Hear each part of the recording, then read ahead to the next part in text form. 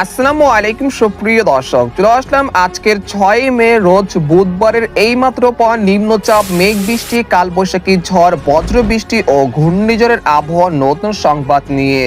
এবার সক্রিয় হয়ে উঠেছে বিক্ষিপ্ত মেঘ বৃষ্টি, উত্তরেও হতে পারে ভারী বৃষ্টি, হতে পারে আকস্মিক কালবৈশাখী ঝড়, চলতে পারে আগামী 48 ঘন্টা পর্যন্ত, কমতে পারে নদ নদীর পানি, কৃষকের জন্য রয়েছে সুখবর। এছাড়া আগামী সপ্তাহে বঙ্গোপসাগরে তৈরি হতে পারে আরেকটি ভয়ানক বিপদ, ঘূর্ণিঝড়, যা নিয়ে ইতিমধ্যে আবহাওয়া দপ্তর থেকে জারি করা হয়েছে বিশেষ সতর্কবার্তা।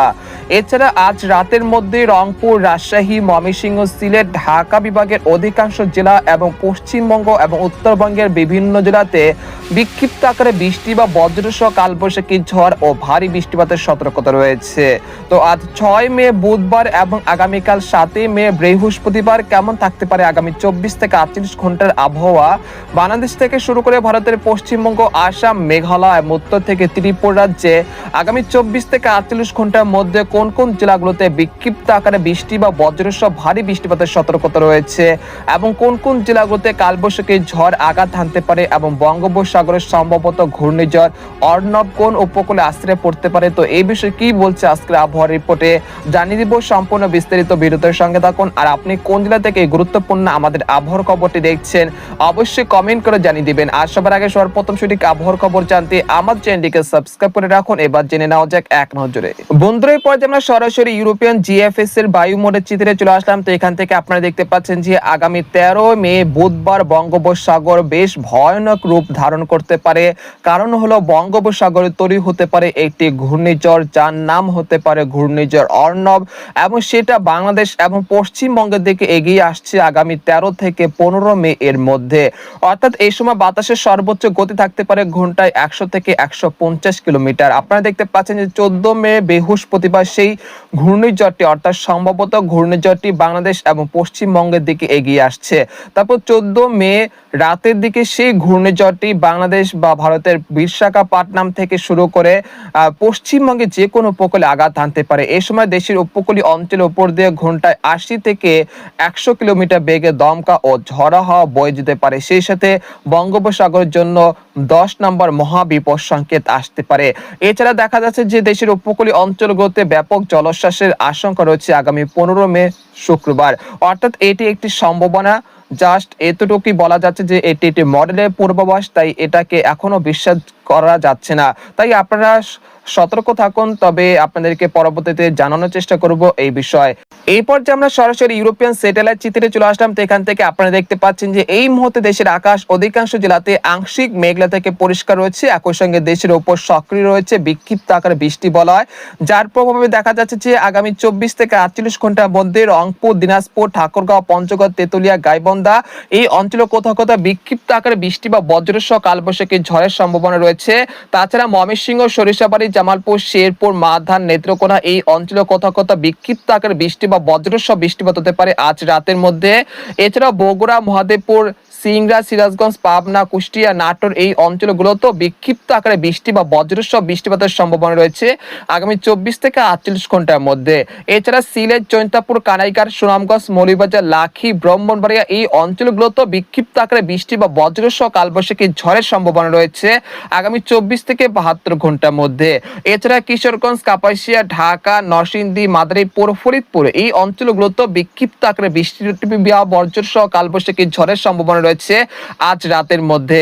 এছাড়া খুলনা, যশোর, শালকোপা, মেহেরপুর, চুয়াডাঙ্গা, নড়াইল, সাতক্ষীরা, শ্যামনগর, বাগেরহাট এই অঞ্চলে কোথাও কোথাও আজ বিকেল বা রাতের মধ্যে 2-1 পশলা বৃষ্টিপাত হতে পারে। তাই যারা কৃষক ভাইরা রয়েছেন তারা অবশ্যই রোদের কাজে সতর্ক থাকবেন। আপনারা আকাশের দিকে নজর রেখে রোদের কাজগুলো সেরে ফেলার চেষ্টা করবেন। এছাড়া দেখতে পাচ্ছি যে বরিশাল, পিরোজপুর, মাঠবাড়িয়া, খেপুপাড়া, লালমোহন, সন্দ্বীপ, হাতিয়া, মতিরহাট, নোয়াখালী, কুমিল্লা, ব্রাহ্মণবাড়িয়া এই অঞ্চলে কোথাও কোথাও বিক্ষিপ্ত আকারে বৃষ্টি বা বজ্রসহ বৃষ্টিপাত হতে পারে আজ বিকেল বা সন্ধ্যার মধ্যে।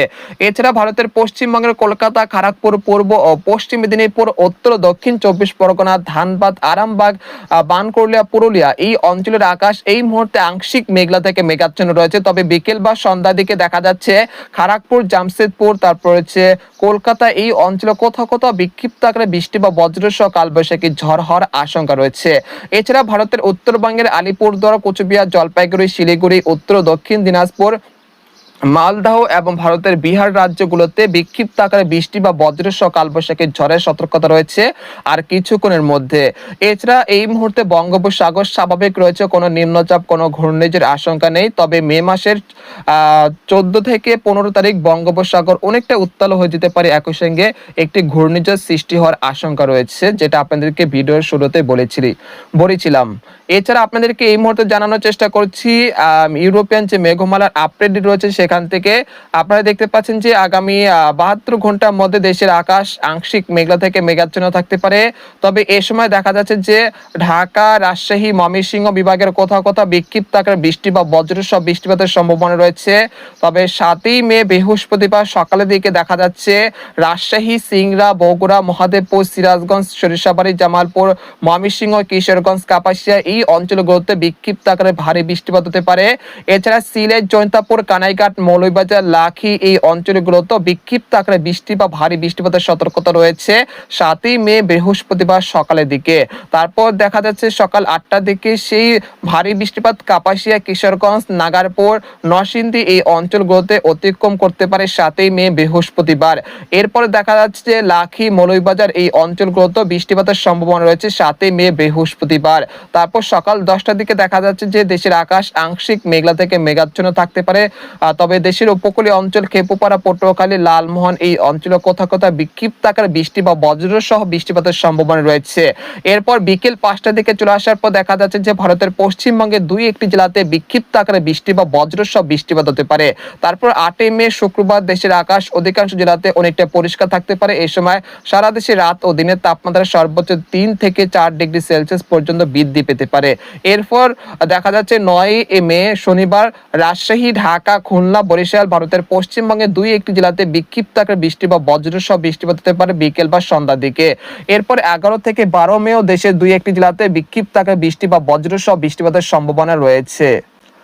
এরপর দেখা যাচ্ছে 13 থেকে 14 মে দেশের আকাশ আংশিক মেঘলা থেকে মেঘাচ্ছন্ন থাকতে পারে। 14 থেকে 15 মে দেশের 2-1টি জেলাতে আবারও বৃষ্টি বলা সক্রিয় হতে পারে। তবে সে বিষয়ে আপনাদেরকে পরবর্তী আপডেটে জানানোর চেষ্টা করব। এরপর যে আপনাদেরকে জানানোর চেষ্টা করব যে আগামী 24 ঘন্টার মধ্যে কোন কোন জেলাগুলোতে সর্বোচ্চ মাত্রায় ভারী বৃষ্টিপাত হতে পারে। আগামী 24 ঘন্টার মধ্যে রাজশাহী, চাঁপাইনবাবগঞ্জ, মহাদেবপুর, পটিয়া, সিংড়া, নন্দীগ্রাম, তারাস, তারপর শিবগঞ্জ, তারপর বগুড়া, আক্কেলপুর, পেতনিখোলা এই অঞ্চলে কোথাও কোথাও প্রায় 20 থেকে 25 মিলিমিটার পর্যন্ত হালকা থেকে মাঝারি ধরনের বৃষ্টিপাতের সম্ভাবনা রয়েছে। এছাড়া নাগারপুর, কাপাসিয়া, কিশোরগঞ্জ, সরিষাবাড়ি, ময়মনসিংহ, মালদহ, নেত্রকোনা, সুনামগঞ্জ এই অঞ্চলে কোথাও কোথাও প্রায় 25 থেকে 26 মিলিমিটার পর্যন্ত হালকা থেকে মাঝারি ধরনের বৃষ্টিপাত হতে পারে। এছাড়া সিলেট, জৈন্তাপুর, কানাইঘাট, মৌলভীবাজার এই অঞ্চলে কোথাও কোথাও প্রায় 30 থেকে 35 মিলিমিটার পর্যন্ত মাঝারি থেকে ভারী বৃষ্টিপাত হতে পারে। এছাড়া গাইবান্ধা, দিনাজপুর, রংপুর, ঠাকুরগাঁও, পঞ্চগড়, তেঁতুলিয়া এই অঞ্চলে কোথাও কোথাও প্রায় 15 থেকে 16 মিলিমিটার পর্যন্ত হালকা থেকে মাঝারি ধরনের বৃষ্টি বা বজ্রসহ বৃষ্টিপাত হতে পারে। এছাড়া শায়লকোপা, মেহেরপুর, চুয়াডাঙ্গা, ফরিদপুর, ঢাকা, কাপাসিয়া, কিশোরগঞ্জ, নাগারপুর এই অঞ্চলে কোথাও কোথাও প্রায় 10 থেকে 12 মিলিমিটার পর্যন্ত হালকা মাঝারি বৃষ্টিপাত হতে পারে। তাছাড়া যশোর, লোহাগাড়া, খুলনা, সাতক্ষীরা, শ্যামনগর, পিরোজপুর, বাগেরহাট এই অঞ্চলের আকাশ অনেকটা পরিষ্কার থাকতে পারে। এই সময় 2-1 পশলা বৃষ্টিপাত হলেও হতে পারে। তাই যারা খুলনা বিভাগ থেকে কৃষক ভাইরা রয়েছেন তারা কিন্তু আপনাদের ধানগুলো রোদে শুকাতে পারেন, কোনো সমস্যা নেই ইনশাল্লাহ। পরবর্তী 5 দিনে দেখা যাচ্ছে রাজশাহী, রংপুর, ময়মনসিংহ, সিলেট এবং ঢাকা বিভাগের কোথাও কোথাও প্রায় 30 থেকে 35 মিলিমিটার পর্যন্ত হালকা থেকে মাঝারি ধরনের বৃষ্টিপাত হতে পারে। পরবর্তী 10 দিনে দেখা যাচ্ছে রংপুর, রাজশাহী, ময়মনসিংহ, সিলেট বিভাগের কোথাও কোথাও মাঝারি থেকে ভারী বৃষ্টিপাতের সতর্কতা রয়েছে। এই পর্যায়ে আপনাদেরকে আরেকটি মডেলের পূর্বাভাস দেখানোর চেষ্টা করছি। আমরা সরাসরি আরেকটি মডেলের পূর্বাভাসে চলে আসলাম। তো এখান থেকে দেখতে পাচ্ছেন যে এই মুহূর্তে দেশের তাপমাত্রা অনেকটাই স্বাভাবিক রয়েছে। তবে আগামী 9 থেকে 10 তারিখ তাপমাত্রা কিছুটা বৃদ্ধি পেতে পারে। আর বৃষ্টিপাতের প্রবণতা যদি বলি এই মুহূর্তে দেশে বৃষ্টিপাতের সক্রিয় রয়েছে বিক্ষিপ্ত আকারে। তবে আগামী 7 থেকে 8 তারিখ বৃষ্টিপাত অনেকটা বিদায় নিতে পারে। তারপর 9 থেকে 10 তারিখ দেশের উত্তর পূর্ব অঞ্চলগুলোতে বৃষ্টিপাতের প্রবণতা অনেকটাই কমে যেতে পারে। তারপর 11 থেকে 12 তারিখ বৃষ্টিপাতের প্রবণতা আবারও পুনরায় বৃদ্ধি পেতে পারে। তো এই ছিল আজকের খবর। তো আজকের খবর এখানে শেষ করতে চাচ্ছি। সবাই ভালো থাকুন, সুস্থ থাকুন, আল্লাহ হাফেজ।